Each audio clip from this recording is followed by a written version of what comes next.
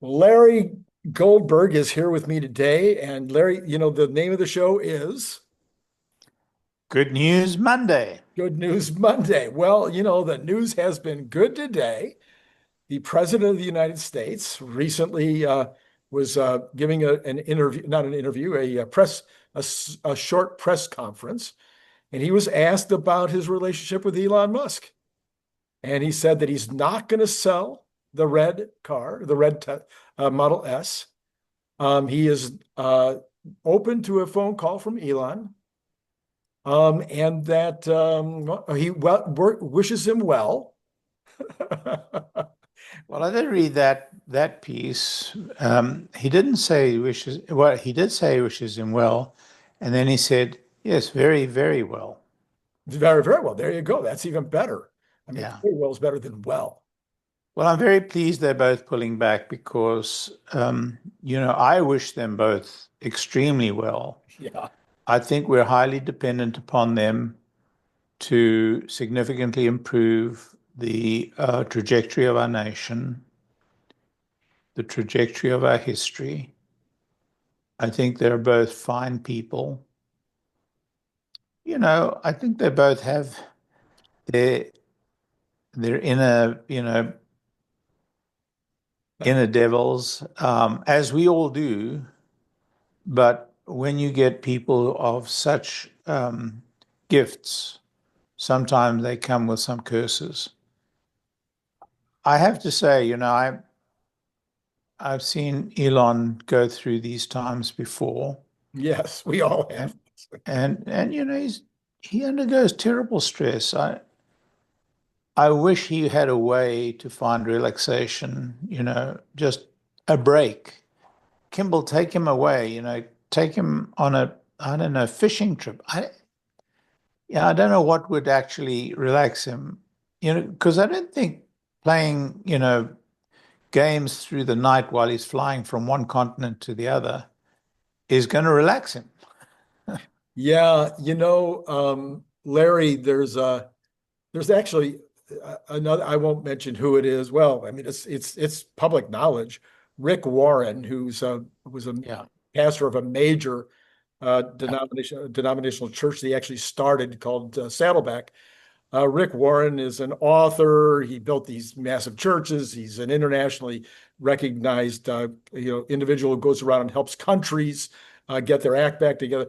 I mean, he's done all these things. He literally had to have a special cocktail developed for him to keep his mind from running all night long, all day long, just constantly battering him with new ideas and new directions and new stuff to do. And he literally, a few years ago, I want to say it was about 6 years ago, the cocktail he'd been using for 20 years stopped working for him. And he had to go back to all these different clinics and to try to find a new cocktail. And I don't know all the details, but he recently retired. I'm not sure he was able, maybe he was never able to really get the right cocktail again. Well, I think Elon Musk is probably a step above Rick Warren when it comes from the assault of the ideas that are just constantly happening. And it's very hard for people of this brilliance. I have a friend, he was a schoolmate of mine, brilliant boy, tall, handsome, sportsman, just Like whatever he, like me. yeah, You right. have two friends like that now. Whatever he touched turned to gold. He was an incredible cricketer, great rugby player, and on top of it, a very, very nice guy. Just a man who wanted to do good for everybody in the world. And we lost touch after school. I left for the United States. Um, he was very driven. He wanted to become a pastor. He studied, and he'd always been very religious right through his life. And eventually, he made his way to the United States and ended up with this giant church in, I think it was Houston. And along the way, he became addicted to alcohol. Oh, And, I have to think he was so driven and he was so dedicated that alcohol was the one thing that, probably eased the pain of the drive, if that makes any sense Yes, at all. yes, yes. Anyway, so he had a girlfriend who followed this path with him, they married, and then, he became addicted. They threw him out of the church that he founded, multi-thousand person church that he founded. They threw him out. And that's what got him to get sober. Hmm. And then he lost his wife. Hmm. Long story. Very long. Today he's in very great shape, That's and he's recovered. But I think people who are that bright, who are that gifted, it's extraordinarily difficult for them to keep life together. Anyway, I must say that, he's an inspiration to me even today, and to all our schoolmates at his time. And he's a very loving man. He keeps in touch with everybody. But there you are. I mean, right. It's very difficult to be different.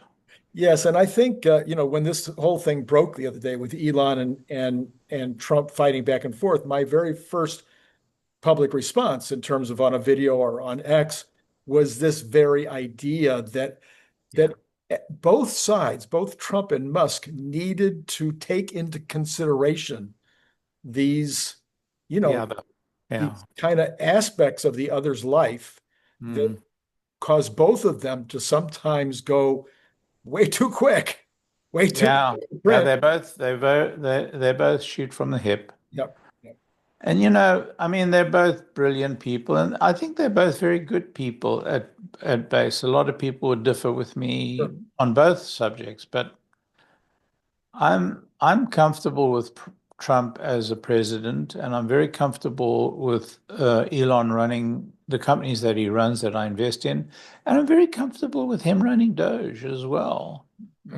I think where my discomfort lies, as I've expressed it, is that I think he sees these things in black and white, and there's nothing more complex, not rocket science, not brain science, not, brain surgeon science, not any science you can think of, not AI. There's nothing more complicated than politics. And I think that Elon, I think he would make a brilliant politician, but he would be up and down, up and down, up and down. And so, it is what it is. It is what it is. But the good news is that for those who invested in Tesla at 278 last Friday, they're doing very well to get today as we're above 310. So yeah, it was a very tempting moment, I have to say, a very tempting moment. But even today is a tempting moment to me. Yeah. I mean, you said it's 378 today? Oh, 310. It was 278 on 310. 310 today, yes. Yeah, that's very tempting, isn't it? It's still below 300. 313. Since I've last looked, it's now 313 and climbing. Yeah. Well, I think this, I'm very comfortable with that price. It just seems very low to me. Anyway, it is what it is. Yeah, I mean, we can figure that if, in fact, the market decides that the brouhaha is gone, that we would probably be back at 350 in short order and contemplating 365. So we'll see what happens over the next couple of days. Yeah, I think that you have to face the fact that the stock is going to be up and down. It may get to 365, but it may also get down to 280 again. Again. So I would caution anybody looking to make short-term profits. It's not investment advice, it's just my view of the world.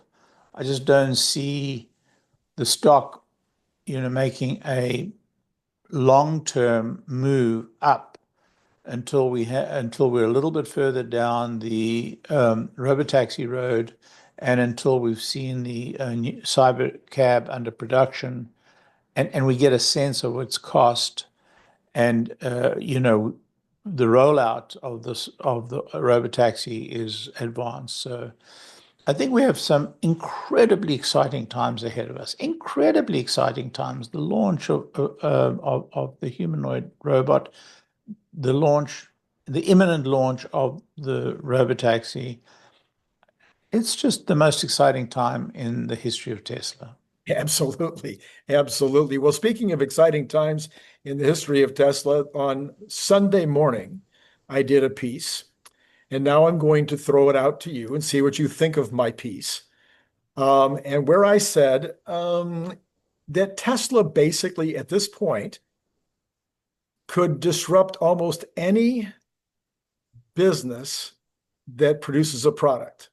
It could probably disrupt almost any company that produces a service also, but I'll put that aside and just say that because their transportation cost is going to be 50 to 90% lower than the transportation cost of any competitor, because they're going to have automated electric trucks available to them. They can pick up raw materials cheaper than anybody else. They don't have self-driving trucks yet. I mean, well, no, they will. I'm saying they will. Well, it's a good year to 2 years away. So by the time they would set up this new company, they would have. I don't think that a consumer products company, even with lower transportation costs, could be that competitive to the giants that are already buying their raw materials in such gigantic lots, such gigantic numbers. I don't think transport costs can make that big a difference. I could be wrong. Yeah, well, I don't know either, because I've never bought more than a rail car of plastics, but my rail car price compared to my Gaylord price was it wasn't 10% different. Whereas if I want to transport plastics on a semi, and I can do it for 1/10 of what I can on this semi versus that semi, it might end up being those kind of numbers. I think it's going to be more of a difference for the transport than it's going to be for my raw material costs. I doubt it. Then I got it out the other end also. Now, if you look at transport, and if you look at the cost of transport on a bar of soap, I don't think it can be. I think the biggest cost of a bar of soap is probably advertising. well, there's always that, of course. And no, I mean, I'm serious. advertised. I'm desperate. I'm definitely serious. Yeah. I mean, I'm not an expert on consumer products, so I should probably bow out of the conversation, but it doesn't sound right to me.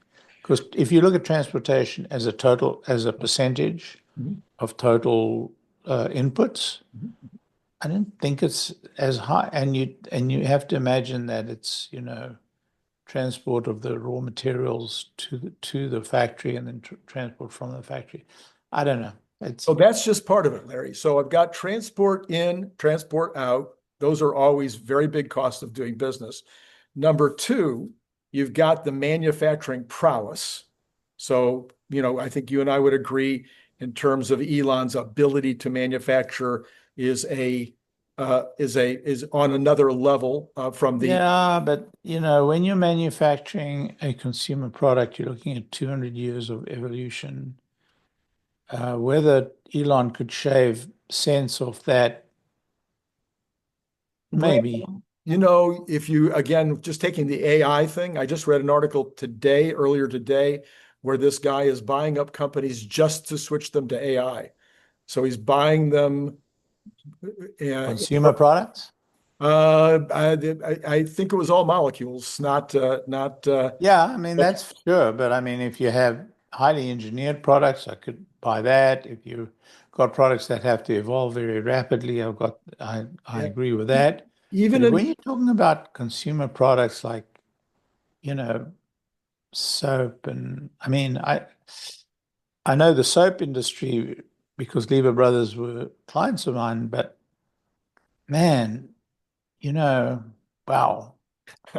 Well, I think you'd have to take it almost industry by industry or sector by sector. it's true. We may have to take it sector by sector, so we may be able to come up with exceptions.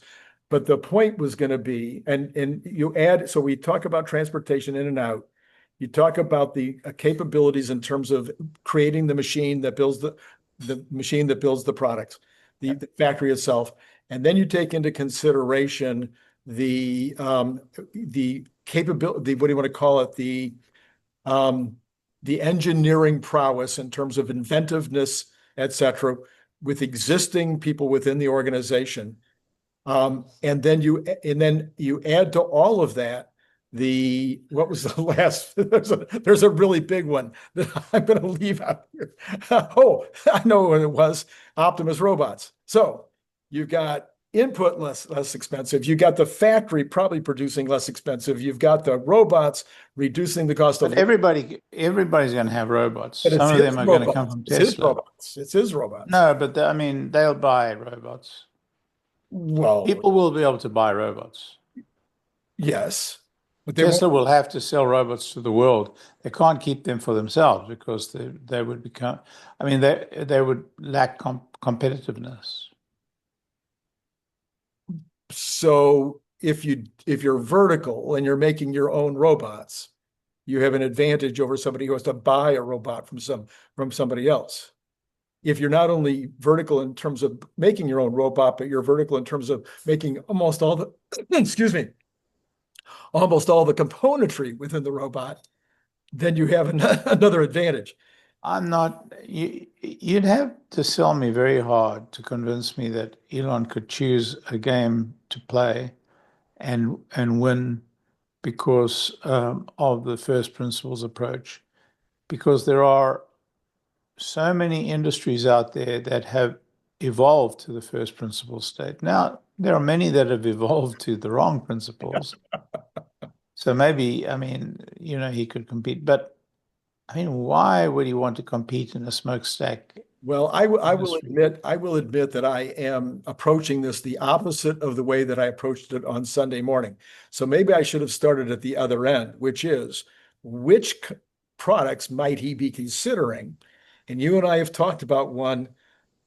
I think what at the top of the stack of new things that he might be considering. We talked about it, I want to say 3 or 4 weeks ago.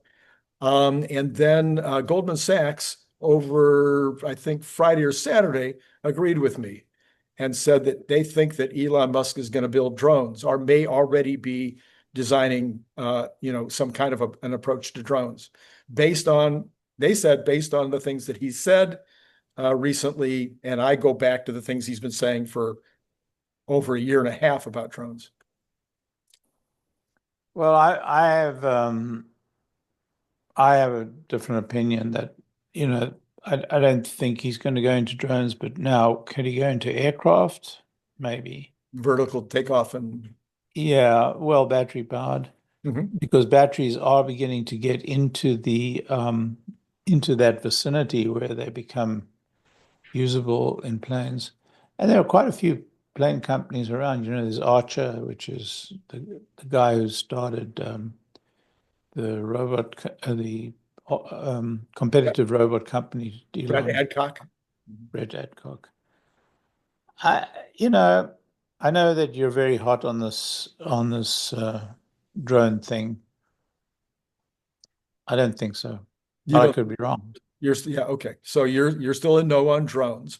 By the way, the vertical liftoff, take off, liftoff, and I always forget vertical liftoff. VTOL. Takeoff and landing. Yeah, that's why I got it backwards. Okay. So another one that came to mind, and actually my last one, after I'd done a whole list of other possibilities like HVAC that he's talked about for years, was homes. And a lot of people have brought this up over the 2 years that I've been on X. and doing the videos is many people bring up the idea of building homes.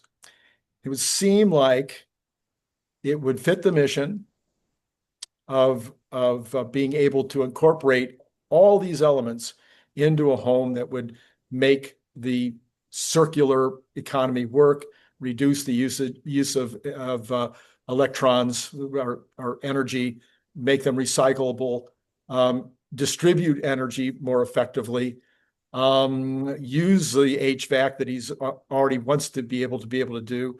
The combination that you and I have talked about over the last 2 years of factory building of homes combined with 3D building of homes may not be one or the other. Maybe it's some of both that would make the perfect home, but maybe that's where his brilliance would come in again. Big business, big enough to be valuable, and something which the economy badly needs, affordable housing. So what do you think about homes, Larry? Yeah, I think when you talk about HVAC and homes, I think there's real opportunity for ingeniousness. And so, when he solves Robotaxi and when he solves Optimus, then, turning his attention towards another great, horizon, such as building homes, makes a lot more sense than building consumer products. I mean, I can't see him advertising soap. You sure got stuck on the soap part, Larry. Yeah, but I mean, I was thinking, what are we talking about? Razors, soap, cleaning fluids. I mean, I was talking about bicycle water bottles this whole time. bicycle water bottles. I can see Elon turning his genius to bicycle water bottles. Why not? I mean, Randy Kirk did. So yeah, I mean, now you're on a path that is potentially interesting, but let's solve the problem of full self-driving and let's solve the problem of Optimus before we get into that world. I mean, once you've got Optimus, then he has to go to Mars. Mars is an extraordinary challenge. Right. And building on Mars is the bigger challenge than building a house on Earth. And so, turning his attention to what Mars requires, I think, is where his mind is going to turn to. And I think that's where he's going to apply his real mind. So you're on Earth. You're very well rooted here on Earth. You're 2 feet on the ground. You're looking around to see what business we can get into, what opportunity there lies. He's thinking about Mars, and he's thinking about the gigantic task to establish a civilization on Mars that is self-sustaining. And that is the challenge that I believe he's set himself. I believe you're 100% right, but we come full circle back to the beginning of our conversation about Elon and Trump and other people that have these minds that are just constantly going. And my sense would be that the Robotaxi and the Optimus are largely done. They're just largely done. That doesn't mean he doesn't have to spend time on them, but he did just take 4 months off to do Doge. So I think his mind is spinning, and there's always going to be these bright, shiny objects that are going to be trying to draw his attention. And I think shiny object is in the sky. Okay, so bright, shiny object is Mars. But Mars, you've got these delays. You've got these massive delays, 2 years at a time. You don't. No. He's racing at an incredible pace to make the first date. Doesn't look like, as we sit here today and look forward, doesn't look easy. No. I didn't say he won't make it, but it doesn't look very easy. And he set this impossible task. So Mars is not just, his next objective. Mars is the giant challenge of his lifetime. So I think that, I hear what you say, and I know where you're trying to go with this, but I'm not getting there with you. All right. Well, we'll see how all of that develops. Yeah. We have no new information on Robotaxi in terms of when it's going to. No, we did get some news today that I did take note of. Okay. So today, the guy who's been watching the Austin City register of Right. registered self-driving vehicles Mm-hmm. spotted that Tesla's name has been added to the list today. Okay. And it is showing as still, what's the word, experimental or trial. But for the first time, Tesla's name has been added to the list, about 5 or 6 players, of whom only Waymo are active. I see. And so that is a big change because there had been some rumors that, Austin was going to block him, blah, blah, blah. So that is a change and quite a hopeful change. We may hear something shortly. Over the weekend, maybe it was Friday, somebody also posted that a picture of a Tesla in California with with the correct license plate for a test vehicle. Yeah, that's been around. We've had that for several weeks now. Okay, so that's the same one because that's what I kept asking. Nobody seemed to know. Is it your best understanding that there's something like 4 levels in California that you have to go through to get to the fully automated and paid license? Is that or I do don't know. you don't? There are others who study that carefully. I don't. Right. Okay. Yeah. As far as I can tell, we're still on level 2, which would mean a paid ride, but you still have to have a driver in the seat. And I think there's 2 more. I think there's 2 more. Maybe people can let me know in the comments because I can't find anybody that seems to be able to give me that answer. Yeah. Okay. Let's see. I also over the weekend had this. Well, I said it in the same program on Sunday morning. I continue to wonder about the future of the semi-truck. Oh, I don't. No, I know it's going to happen. I know it's Yeah. going to be built. I know their goal is 40,000, 50,000, first year, or maybe the run rate of No, not the first year. maybe The it'll be run rate. run They rate. may get to that run rate after a year or 2, but So it's always hard to tell what Elon means sometimes when he says 40,000 next year. I think that's the eventual rate. Potential run rate. Okay.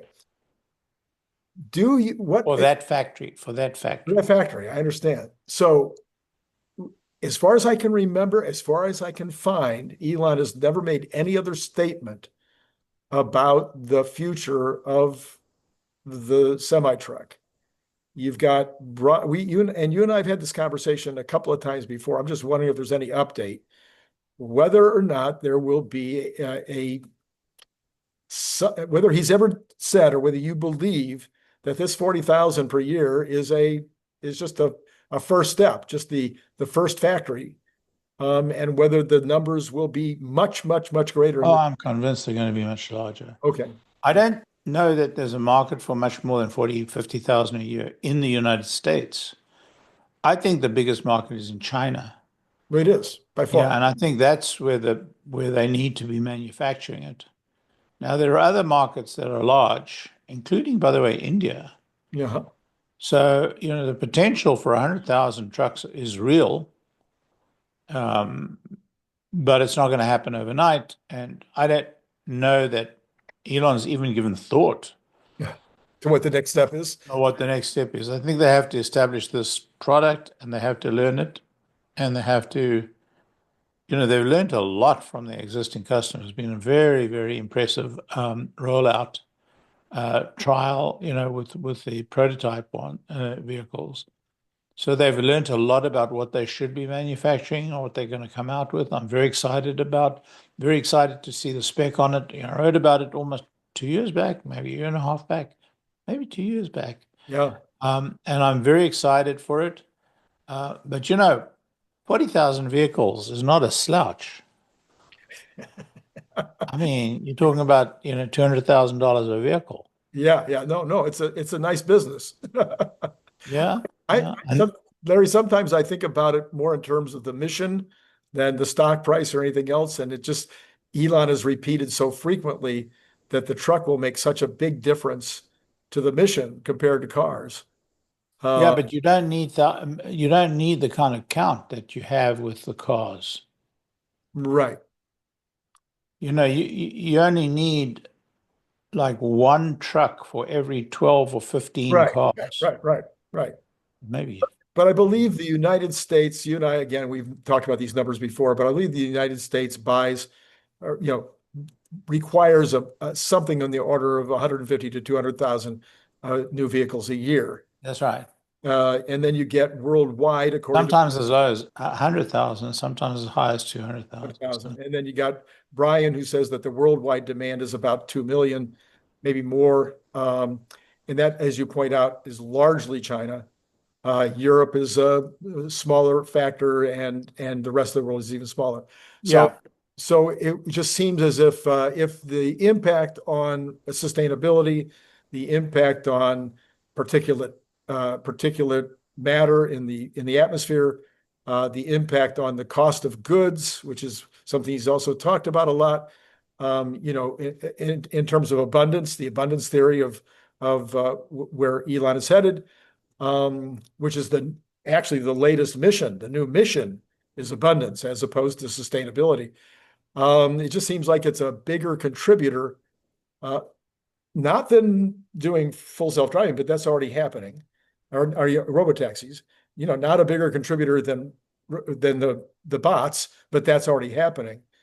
And he's given us future, here's what I plan to do in robotaxis. Here's what I plan to do with robots in the future. But he hasn't given us the number on trucks. That's all. Yeah. Well, it'll be interesting to see what announcements come forth about this factory. It looks like they're a good way away from producing trucks in this factory. They haven't started putting equipment in. They're probably a month or two or three away from starting to put equipment in, which means they won't be producing trucks out of there for a year. So sometime mid next year, we'll see the trucks start emerging. And, it's going to be a smaller number than 40,000 in the early days. So really, this is a 2027 project. Okay. Well, Larry, have I left anything out that has been on your mind or that you think is newsworthy before we look at the numbers? Or maybe there's something on the economy today. Yeah, there's something very important happening. I think I managed to get you started on your AI journey.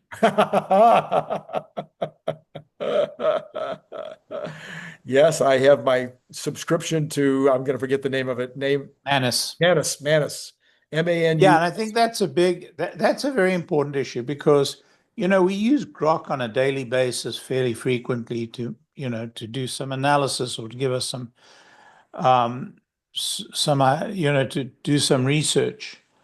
But Manus is agentic. Manus actually goes out and uses AI to build and to do for you what you want to have done, not just to respond to you on deep research or respond to you on queries that you may have, or just to be used as a lookup tool. So Manus brings us to the next level of AI, which is the current revolution that's going on within the revolution of AI, and that's agentic AI. That's to say AI that does stuff for you. Classically, the last year or two has been all coding, write the code for this, build this website, blah, blah, blah. But nowadays we can say to a product like Manus, I want to build build a presentation around this subject, and these are my thoughts on that subject. Go out and do the research and make me a set of very good slides. Or I want to create a website that does this, that adds this, that has this connection to these applications, blah, blah, blah. So that's where it becomes really interesting. And so I think the next stage for Grok is to add this agentic capability. Yeah, absolutely. Yes, I have experimented with it on 3 different projects already. It's a grand total of $16 a month to test it. So you can test it fairly inexpensively. And no, neither Larry nor I have an investment. And again, it's Manus. MANUS. And it's .ai, by the way. Manus.ai. AI, if you want to look it up and give it a try. I think it's going to be, at least until Grok starts doing it, it's going to be another valuable asset in my toolkit. Yep. Larry, was there anything in the economic news over the last 3 days since? Well, I saw you on Saturday, but we had one of the Philadelphia Fed president today came out and said that things are looking pretty good to him. And we've got numerous people now talking about, 3% by December. So you were feeling pretty good on Saturday. You still feeling like we're Yeah. going up? I think this economic team has got the economics by the scruff of its neck. I really want to see better action around healthcare. Yeah. Yeah. Are we going to have an update on your analysis there? I'm working on it. I had a big argument with Rohan Patel today about it. Okay. Yeah, big argument. And I said our healthcare outcomes are getting worse. He said, no, they're not. I said, really? And then I looked at the last 10 years of life expectancy, and in this country, it's declined from what was not a great figure 10 years ago. It's declined in 10 years. And in Europe, it's improved, and they're higher. They were higher than us 10 years ago. They've improved in the last 10 years. Wow. Our life expectancy was lower 10 years ago than Europe's, and it's gone even lower now. So yeah, I dismissed his objections because he's kind of cherry picked and he gave me just a 7-year account down to 7 years ago on childhood health. And then I said, but the real problem is our costs. Our costs are rising very, very rapidly, and they double the costs of Europe. So we have declining healthcare with Double the cost. rising costs. And I've done a lot of work on this, and I'm working with some other people. And so some of that research is going to become available next week. Cool. Excellent. We'll totally look forward to that. Well, let's see how much further the Tesla stock has gone up in the time that we've had this conversation. Yeah, I need to look at the stock today. Now at 314.42. So we continue to move up. Maybe we'll be at 350 by the morning, Larry. You think it's going to continue going up at this point? I don't know about overnight, but yes, I do think it will continue. Unless we have some bad news, I don't see any reason why Tesla won't regain its previous levels around the 350, 360 mark. I think 350, 360 is where the market would be quite comfortable with it, Yeah, that's about what I'm looking at for this week. And then, of course, 2 weeks after the rollout of Robotaxi will be at all-time high. Yeah. The number to look at today is Bitcoin. Oh, it is. All right. Well, we'll start there, Larry. Let's go ahead. What do you got? We broke $110. Oh, wow. Oh, my goodness. 3,671 up for the day, $110.19. Now, that's not the all-time high though, right? I don't think it's the all-time high, but I think it's getting close to the all-time high. Close. I think 111 something, I think is the all. I think we're threatening the all-time. Threatening the all-time high again. Yeah. Well, Actually, that is very interesting. Also, the VIX is under 17. there you go. So that would be more indication that as Kathy said, that the animal spirits are back. Yeah. And in the meantime, Bob. Actually, it looks to me like it is the all-time high. Oh, it is the all-time high. Okay. Yep. From where I'm looking right now, it is almost certainly an all-time high. Okay. All right. Okay. I don't pay close enough attention to even question you, Larry. Well, from everything I can see here, it's our all-time high. All right. That's pretty important. What is gold today? Well, no, I was gonna go back to bonds. All right, Just let's go to because bonds. that's because, Yeah, you know, bonds more I important. just, Yeah, more important. down 3.4 basis points. We're back under 4.5. Well, that's why Bitcoin is looking so good, maybe. That's part of the reason, I would say. It's probably not hurting Tesla either. So that was good news. We've got oil for the day, 65.29. So we might actually in 2 minutes, we might have today or the pre-market tomorrow. But natural gas also still. Hey, Randy, do you recall, it wasn't much more than a year ago when we were bemoaning the $85 a barrel? Yeah. Oh yeah. No, this is Come a long way, baby. We have come a long way for sure. I was just realizing that in California right now it is 2:59.